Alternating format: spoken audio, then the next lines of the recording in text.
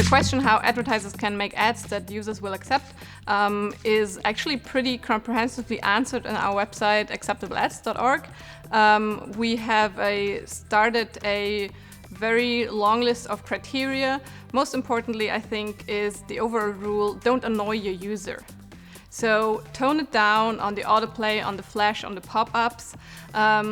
We find ads that are pretty static, ads that do not get into the content, do not obscure the flow of the website, are mostly the ones that users, even ad-blocking users, find acceptable.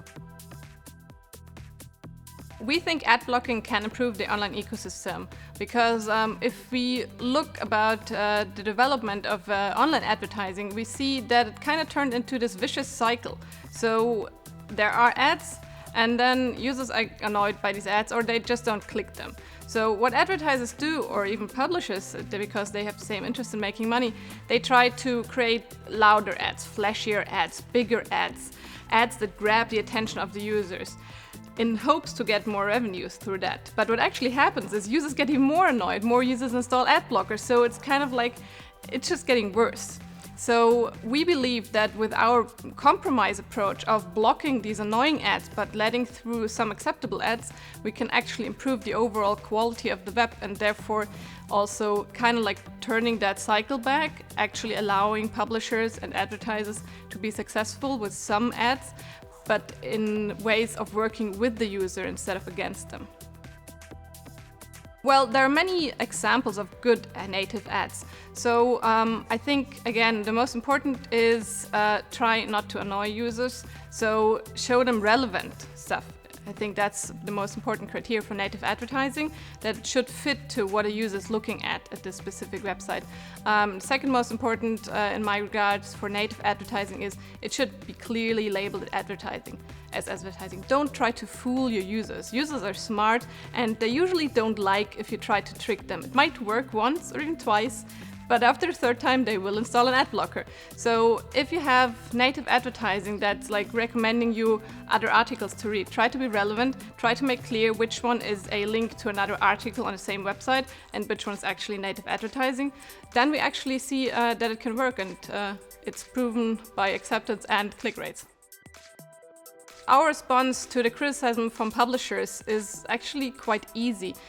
Of course, we do understand that publishers are under enormous pressure in the online ecosystem. They are losing money from users that use ad blockers. So we offer a compromise. We say, okay, obviously you can't continue like this because your users do not like it. But if you worked with us and if you try to follow the acceptable ads criteria, you can regain some of that ad revenue that's lost. So what we're trying to explain to publishers is that we're not just working against them, like many of the ad blockers that block everything, but we're trying to facilitate a compromise. Of course, you can say, okay, that's you're still like part of the problem, but we say we're part of the solution because the problem is not original. Like, there would be no ad blockers if there were no shitty ads, right? So we really try to emphasize that we are the only ad blocker that has implemented such compromise and has actually also various other projects where we try to find ways for publishers to make money off their content. The question about the future of online advertising, I think there's two answers to that. One utopian one, that we have very limited advertising, that's only super relevant advertising, that advertising becomes so smart that they actually send me an ad for something that I really need, like diapers for my baby, because we just used the last one, but I forgot about it. So that would be the utopian one. I think we're still very far from that. And so I go back to the second one, which is the realistic one. I think, and that is also our opinion as a company, we will see online advertising pretty much unchanged for years to come. Many users are okay with the current model of getting free content for seeing ads, like getting some of their attention grabbed by the ads, and so they get the content for free.